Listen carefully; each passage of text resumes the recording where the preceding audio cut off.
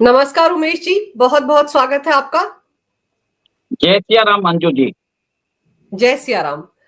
Sir, America से 182 करोड़ भारत आए, वो पैसा वोटर टर्नआउट बढ़ाने के लिए खर्च किया गया या वो पैसा दिल्ली में सरकार को बदलने के लिए इस्तेमाल किया गया, इस पर पिछले कई दिनों से बहस चल रही है। लेकिन अब तो डोनाल्ड ट्रंप ने कह दिया कि वो जो पैसा था क्या वहां की सरकार को बदलने के लिए इस्तेमाल किया जाना था। तो कटघरे में तो विपक्षी पार्टियां खड़ी होंगी ना, राहुल गांधी एंड कंपनी। जरूर, आपकी बात एकदम ही सही है। कल तो उन्होंने एक्सप्लिसिटली बोल दिया है कि भारत में वोटर टर्नआउट के लिए $221 मिलियन खर्च किया गया था। उससे हमारा क्या लेना देना है? How does increase voter turnout, Bharat के अंदर जिस हिसाब से वोटर्स की संख्या बढ़ाने से हमारा कोई लेना देना ही नहीं है। सीधा बोल दिया उन्होंने। लेकिन सर, उनके बोलने के बाद ये खबरें एक बड़ी पॉपुलर न्यूज़पेपर में ये इन्वेस्टिगेटिव स्टोरी उन्होंने की है कि देखिए वो पैसा तो दिल्ली के लिए नहीं था, वो तो ढाका के लिए था। तो यानी कि वो एक तरह से सवाल उठा रहे हैं कि डोनाल्ड ट्रंप भी गलत बोल रहे थे। देखिए, एक तरह से ये लिबरल इकोसिस्टम अपने आप को बचाने की कोशिश कर रहा है। तो एक तरह से डिस्क्रेडिट ना हो जाए इसके लिए एक तरह से ये डिस्टॉर्शन बोलते हैं ना, जो न्यूज को डिस्टॉर्शन करके कंफ्यूजन क्रिएट करने की कोशिश किया जा रहा है। ये नॉर्मल टैक्टिक्स होती है। बट आपको कुछ बोलने की जरूरत नहीं है। व्हेन प्रेसिडेंट डोनाल्ड ट्रंप ये बात बोल रहे हैं तो उसके बाद तो सब कुछ क्लियर एंड कट हो चुकी है। और उधर की जो एजेंसी है DOGE, उन्होंने भी ये उसकी पुष्टि कर दी है। It is an official document of the United states government. और अब हमें देखना है कि इलेक्शन कमीशन ऑफ इंडिया क्या काम करता है इसके ऊपर, सरकार क्या काम करती है और सुप्रीम कोर्ट ऑफ इंडिया क्या काम करती है। Because it is a direct interference in our electoral process. और इसका जो एक्सेप्टेंस है अमेरिकन प्रेसिडेंट ने खुद कर दिया है, ऑन कैमरा ऑन रिकॉर्ड। तो इसको तो supreme court suo motu notice लेके कॉग्निजेंस रख के इलेक्शंस को भी रद्द कर सकता है, क्योंकि this elections are not free and fair. हमें तो वापस इलेक्शंस कराने चाहिए, मेरा ये मानना है। लेकिन जो मैं अखबार का जिक्र कर रही हूँ उमेश जी, उस अखबार में एक खबर छपने के बाद उसमें ये दावा किया गया है कि बांग्लादेश में उन्होंने बहुत से ऐसे लोगों से बात की जिनको कि पैसा मिला था और उन्होंने उस पैसे का इस्तेमाल किया। एक तरह से हो सकता है कि शेख हसीना की सरकार को गिराने में उस पैसे का इस्तेमाल किया गया हो। लेकिन वो दिल्ली को क्यों बचा रहे हैं, इस लेफ्ट लिबरल जमात को क्यों बचा रहा है वो अखबार। और फिर बड़ा सवाल ये कि उस अखबार के आधार पर कांग्रेस ने ये कहना शुरू कर दिया कि देखिए 2012 में भी तो ऐसा फंड आया था। तो 2012 में जो फंड आया था वो कहना चाह रहे हैं कि 2014 में इस्तेमाल हुआ और उसका फायदा मोदी सरकार को हुआ। इस तरह की थ्योरी अफलोट की जा रही है कांग्रेस की तरफ से। देखिए, आपकी बात सही है कि कांग्रेस बोल रही है, बट आपको समझना पड़ेगा 2004 से 2014 के बीच में जो फंड्स आए थे उसके अंदर $205 मिलियन भारतीय सरकार को मिले थे और $2100 मिलियन वो मिले थे एनजीओ को। और 2014 से 2024 के बीच में 1.51 मिले थे सरकार को। और जो एनजीओ की फंडिंग थी वो $2500 मिलियन चली गई थी। तो इसका मतलब ये है कि भारतीय सरकार को कोई भी फायदा नहीं हुआ है अमेरिकन एड से। इसमें फायदा हुआ है उन एनजीओ को, उन मीडिया वालों को, उन शायद ये इन जैसे अखबारों को जो इस तरह की भ्रांतियां फैलाने की कोशिश कर रहे हैं। इनफैक्ट आप देखा जाए तो ये भी हो सकता है कि बांग्लादेश में पैसा पहुंचाया गया होगा ताकि वहां से लोगों को यहाँ पे बसाया जा सके। और उसके लिए हमने देखा भी है कि रोहिंग्यास के जो फेक आधार कार्ड बने थे वो भी हमने पकड़े हैं। भारतीय सरकार ने बहुत ज्यादा पकड़े हैं। ऑफिशियल एस्टिमेट तो बताते हैं कि भारत में कम से कम 6 से 10 करोड़ रोहिंग्यास और बांग्लादेशी यहाँ पे रहते हैं। तो ये तो 6 से 10 करोड़, तो आप सोच लीजिए 6 से 7 करोड़ तो यूके की पॉपुलेशन है। एक पूरा यूके के जितना पॉपुलेशन भारत में बसता है, शायद उसके लिए भी हो सकता है।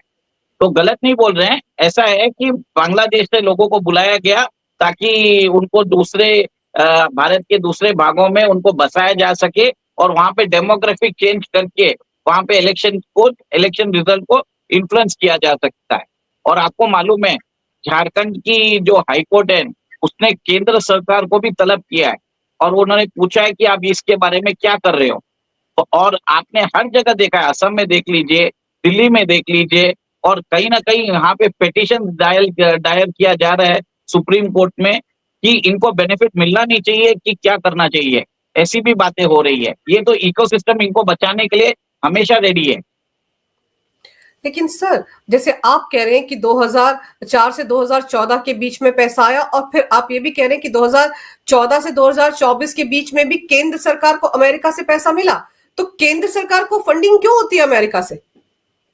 देखिए, केंद्र सरकार को कुछ फंडिंग मिल रही थी, पर आप सोचिए 205 मिलियन का है, 1.51 मिलियन का है, इतना ही पैसा मिला है।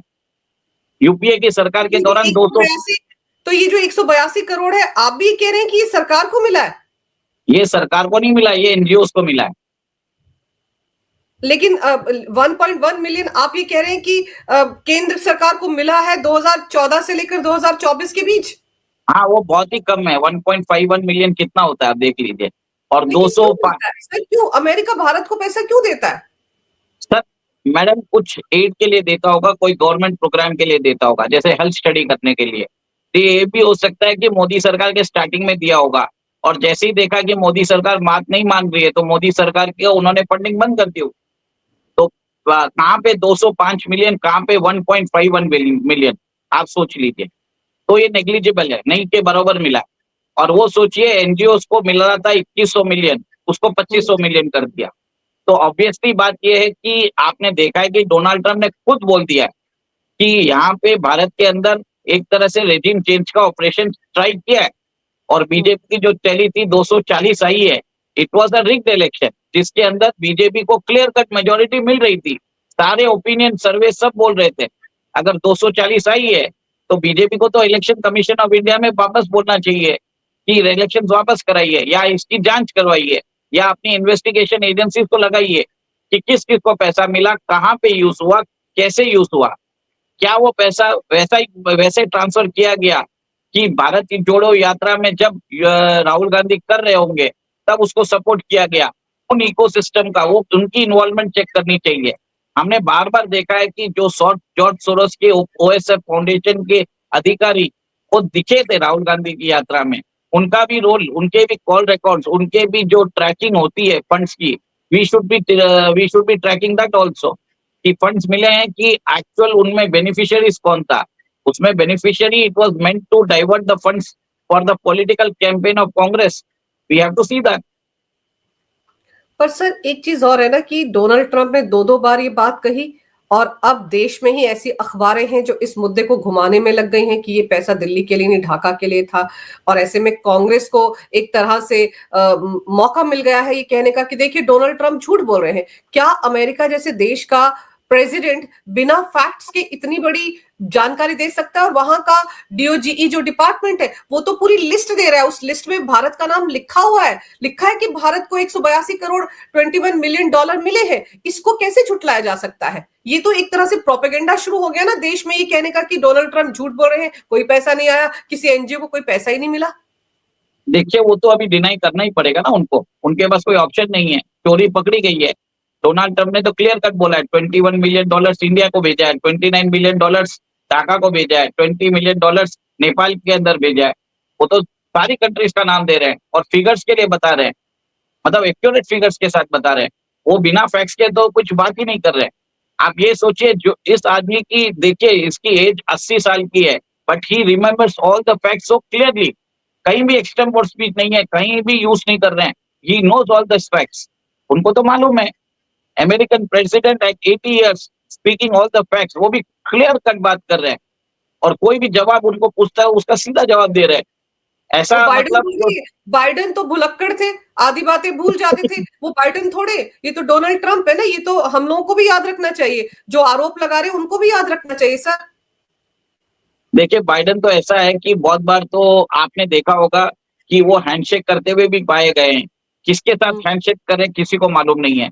लोग बोलते हैं कि ही वाज डेल्यूशनल। कभी कभी तो वो किसी भी नाम भी उन्होंने मिसस्पेल कर देते थे। बाइडन, उन्होंने बहुत बार तो जेलेंस्की को पुतिन बोल दिया था। ऐसी भी न्यूज आई हुई है। तो देखिए वहां पे एक जो राष्ट्रपति था 4 साल पहले, अमेरिकन जनता खुद ही अशेम्ड हो गई थी।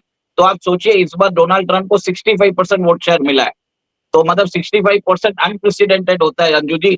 और उसमें हम्म। और मालूम पड़ता है कि कितने पॉपुलर हो गए हैं। इंस्पाइट उनके ऊपर हमला हुआ, कुछ सेंटीमीटर से बचे हैं, 2 बार हमला हुआ, उसको भी उन्होंने प्रोपेगेंडा बोला कि इन्होंने खुद के ऊपर हमला करवाया है। देखिए, एक तरह से अमेरिकन जनता जानती है, अमेरिकन जनता समझती है कि जो भी है ये आदमी कैसा भी है, सही बोलता है, स्ट्रेट फॉरवर्ड है और अगर ये बोलेगा तो करेगा।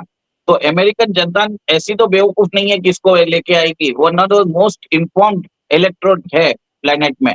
और उसको बोल रहे हैं हमारी जो बिकी हुई प्रेस है, वो हमको बोल रही है कि डोनाल्ड ट्रंप झूठ बोल रहे हैं, ऐसा हो ही नहीं सकता। और कल अगर डोनाल्ड ट्रंप के पास अगर ये बात चली जाती है, तो वो उस तबका को भी बता देंगे जिसने ये बोला कि उसको कितने पैसे मिले। शायद ऐसा भी हो सकता है।